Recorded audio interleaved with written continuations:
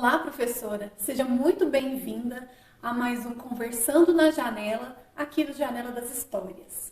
Eu sou Viviane Rodrigues, contadora de histórias e arte educadora. E o episódio de hoje nós vamos falar sobre... Você alfabetiza? Descubra o que uma boa história pode fazer pela leitura. Hoje vamos entender como o trabalho com a arte narrativa pode contribuir diretamente para o desenvolvimento da leitura nas crianças, principalmente no processo de alfabetização. Tudo, claro, com base na BNCC e nas diretrizes da alfabetização. Agora fique ligada no vídeo a seguir. Antes de falarmos sobre a contação de histórias, eu gostaria de mostrar algumas informações sobre o Índice de Desenvolvimento da Leitura em crianças em fase de alfabetização. Você sabia que quase metade das crianças brasileiras não aprende a ler na idade certa? E isso está acontecendo bem na fase mais importante da alfabetização. Segundo o Ministério da Educação, em 2024, 59% das crianças do segundo ano estavam alfabetizadas, ou seja, 4 em cada 10 ainda não conseguiram desenvolver a leitura como deveriam. Estados como o Ceará já alcançaram mais de 85%, mas outros como Bahia e Rio Grande do Sul estão com menos de 45%. Isso quer dizer que milhares de crianças não conseguem ler um bilhete simples ou acompanhar uma história infantil. Sem essa base, todo o processo de aprendizagem fica comprometido. Elas se frustram, perdem o interesse e têm mais dificuldade nas outras áreas. E é aí que nós, professoras, fazemos a diferença. A alfabetização começa muito antes da criança escrever seu nome. Começa quando ela escuta histórias, brinca com palavras e se encanta com os sons da linguagem. A contação de histórias, os momentos de leitura e as rodas de conversa são verdadeiros presentes que oferecemos todos os dias. Cada vez que você lê um livro com entusiasmo, cada vez que incentiva uma criança a imaginar, a criar, a perguntar, você está plantando a base da leitura. Então, depois dessa introdução, trazendo esses dados para você, eu quero te convidar a viver uma experiência. Vamos juntas escutar uma história. E durante essa escuta, perceba o que você sente, o que você imagina, que imagens vêm à sua cabeça. Vamos lá? É sopa de pedra, barriga vazia, pregar uma peça de noite e de dia. É sopa de pedra, barriga vazia, pregar uma peça de noite e de dia. A história de hoje é Pedro Malas Artes e a sopa de pedra. Certa vez, Pedro Malas Artes, que é um caipira danado desperto, estava passeando ali por perto da casa dele, quando de repente bateu uma fome daquelas. Então ele decidiu bater na porta da vizinha para ver se ela tinha um prato de comida para dar para ele. Chegou na porta, bateu uma vez e nada. Bateu outra vez e de lá saiu uma senhora. O que é aqui, garoto? Ah, senhora, é porque eu estava passando aqui perto da sua casa e me deu uma fome tão grande e eu queria saber se a senhora pode me dar um prato de comida. Prato de comida? Ah, não, pode ir embora, eu não tenho nenhum prato de comida. Bateu a porta bem na cara de Pedro Malas Artes e ele ficou lá com cara de tacho. Mas o menino, muito esperto, foi lá bisbilhotar o quintal dessa senhora e viu que tinha uma horta cheia de legumes, de verduras e também tinha um lindo pomar. Então ele pensou e decidiu pregar uma peça nessa senhora. Chegou na porta, bateu uma vez e nada. Bateu outra vez e saiu a senhora de novo. O que é aqui de novo, menino? Ah, senhora, eu queria sim, sabe? Eu tô com fome. Ah, eu já te disse que eu não tenho prato de comida nenhum aqui. Sim, senhora, eu sei que não tem prato de comida nenhum. Mas se a senhora pudesse me emprestar, por favor, uma panela, uma colher de pau, o seu fogão e um pouquinho de água, eu já vou dar-me por satisfeito. O quê? Você quer isso para quê? Ah, para fazer uma sopa. Uma sopa? Mas uma sopa de água? Não, eu quero fazer uma sopa de pedra. A mulher então emprestou tudo para ele. E ele pegou a panela com a água, pegou a sua colher de pau e lá começou a fazer sua sopa. Mexeu a água. Quando a água levantou fervura, ele foi, colocou a sua pedra. A mulher, que era assim bem mão de vaca, não abria a mão nem para dar um tchau, ficou ali observando o menino e pensando: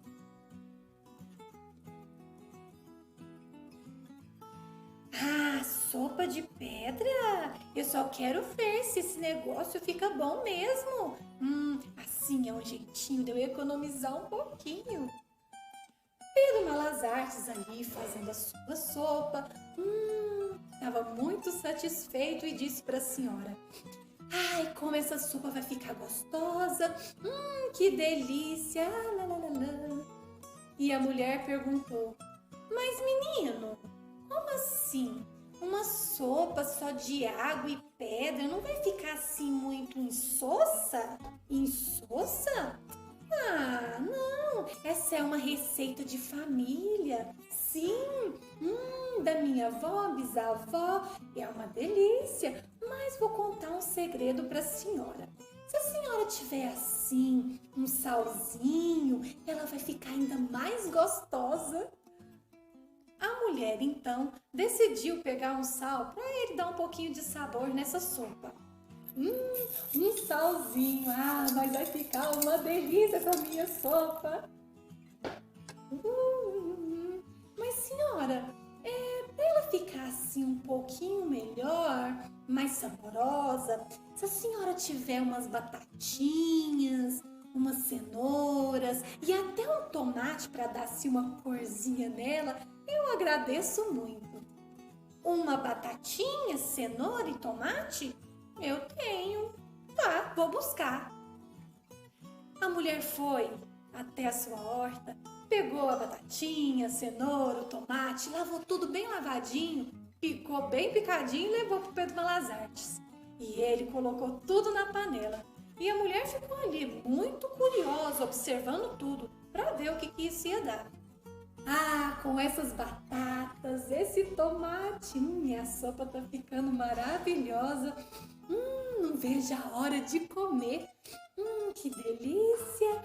Mas senhora, se a senhora tiver assim, uma cebola, um alho, uns temperinhos, né? Uma pimentinha do reino, vai ficar uma belezura. Um alho, cebola, temperos, esse negócio vai ficar bom mesmo, hein, menino? Espera aí só um pouquinho que eu vou buscar. A mulher foi, pegou tudo que Pedro Malas Artes pediu e voltou correndo. Ela não se continha de tanta curiosidade. Isso mesmo, minha senhora, daqui. Uma cebolinha, um alhinho, uns temperinhos, ai, que delícia.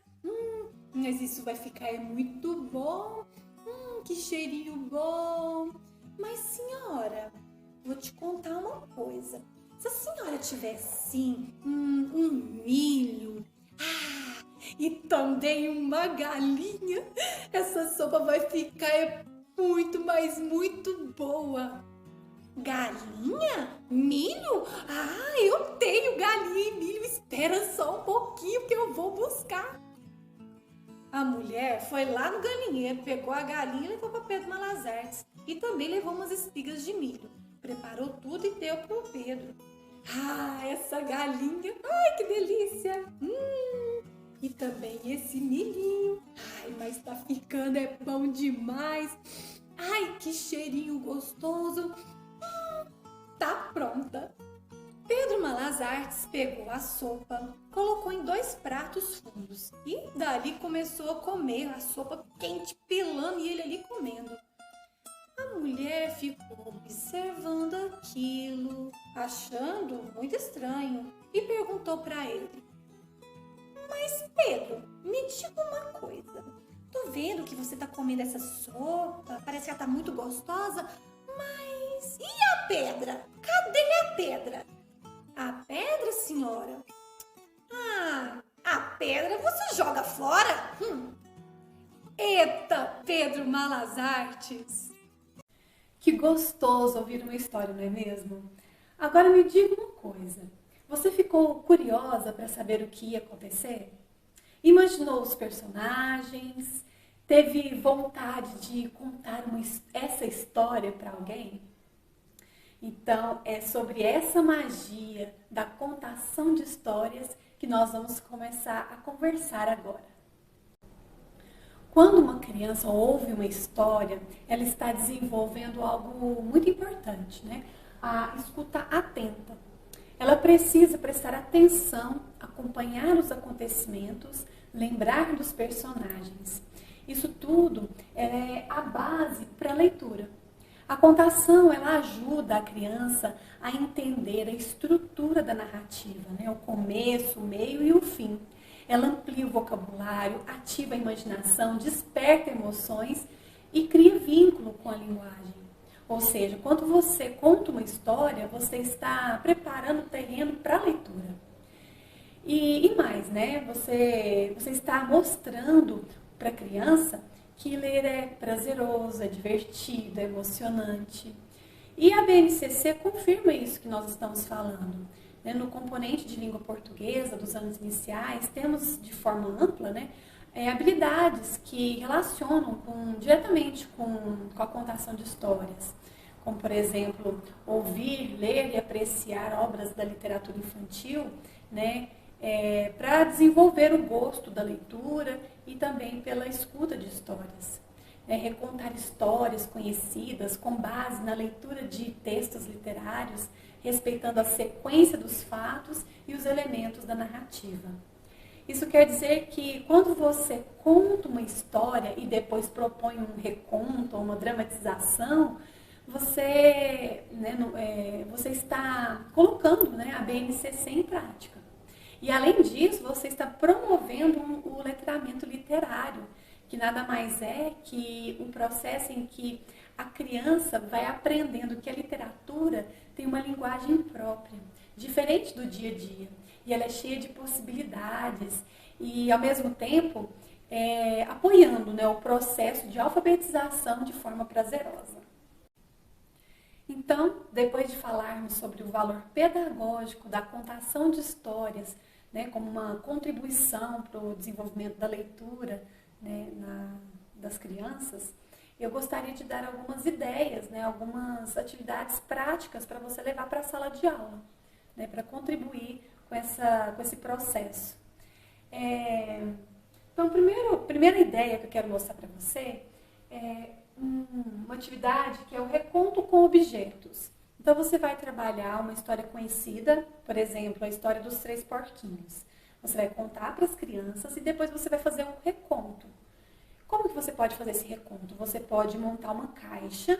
Dentro dessa caixa, você vai colocar objetos que vão simbolizar os personagens da história, né? Os 3 porquinhos, o lobo mau, as casas, né? Então, você pode colocar isso como mote para que as crianças peguem dentro dessa caixa e reconte a história, né? Você pode fazer isso numa roda, colocar as crianças em roda e, a partir da vontade delas, né, de recontar essa história, elas vão pegando o objeto e recontando a história dos 3 porquinhos. Você pode também usar fantoches, pedir para que as crianças usem fantoches. Você pode também, depois que elas fizerem esse reconto, você pode fazer novamente, pedir para que elas contem novamente essa história e grave e mande para os pais, para que eles vejam como está sendo esse trabalho de contação de história na sala de aula. Então, essa é uma atividade, né, de reconto que você pode fazer com uma história conhecida. E também temos uma outra atividade que é Se Fosse Comigo.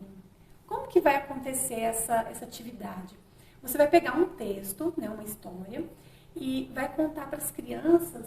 Depois vocês vão, a partir, né, desse texto, você vai relacionar as experiências contidas, né, no desenvolvimento dessa narrativa, né, o que vai acontecer com esses personagens, com as experiências pessoais das crianças.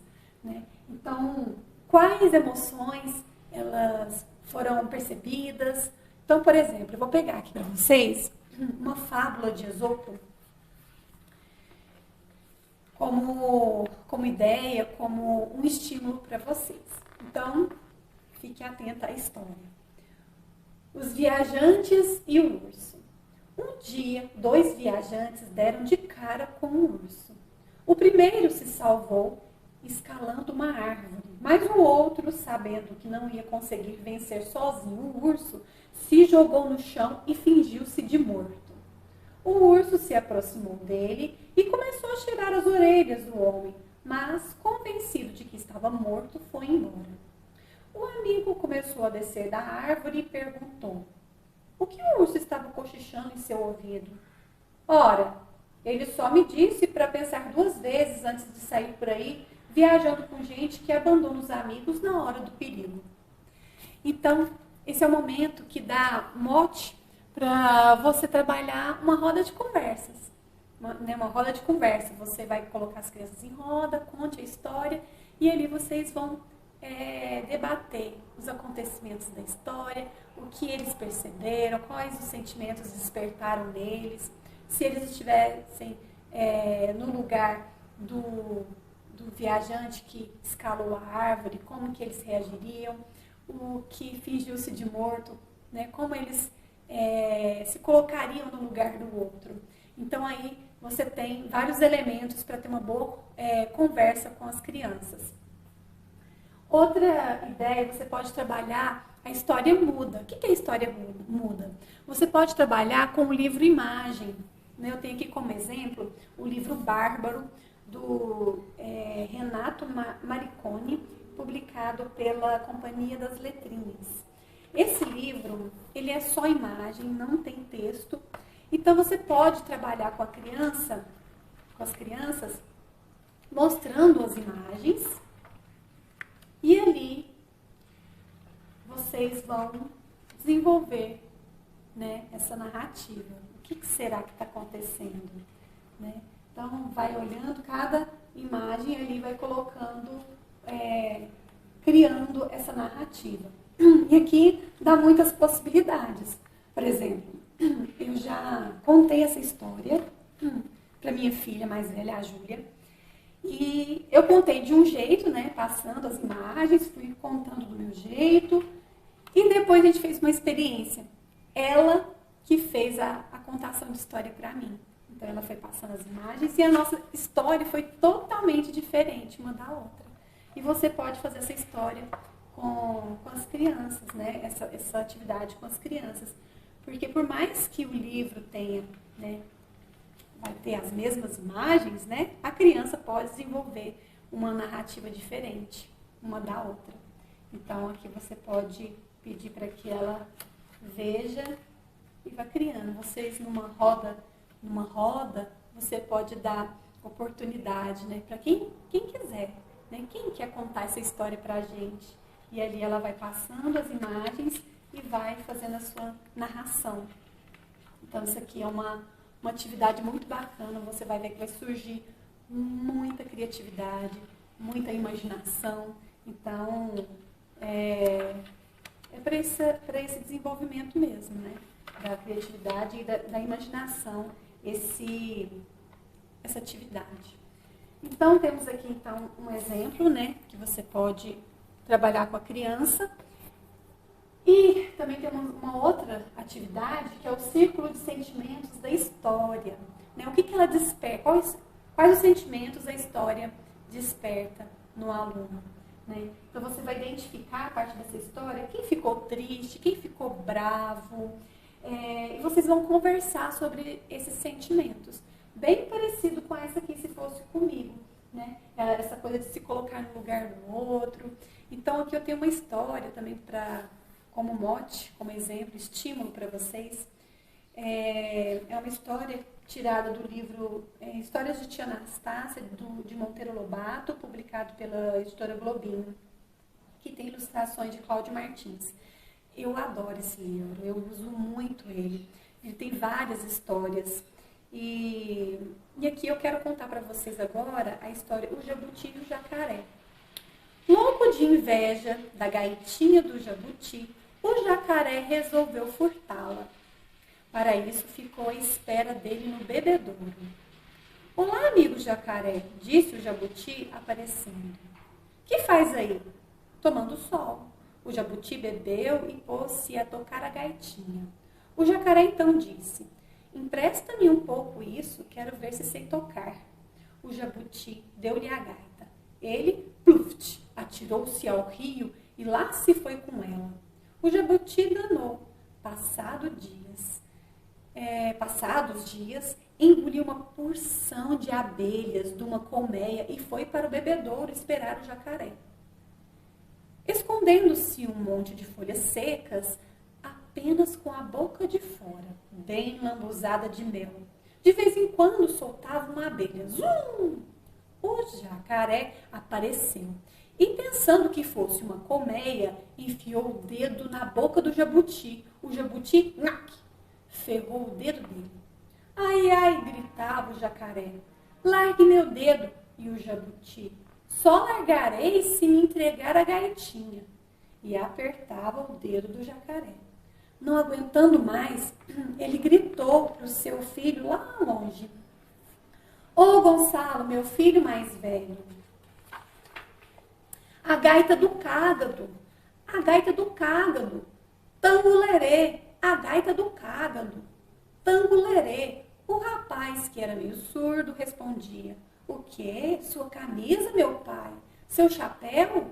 E o jacaré aflito, não, Gonçalo, meu filho mais velho, a gaita do cágado, tangulerê. A gaita do cágado, tangulerê. E o Gonçalo, o que, meu pai? Suas calças? O jacaré tornava a repetir a cantinela.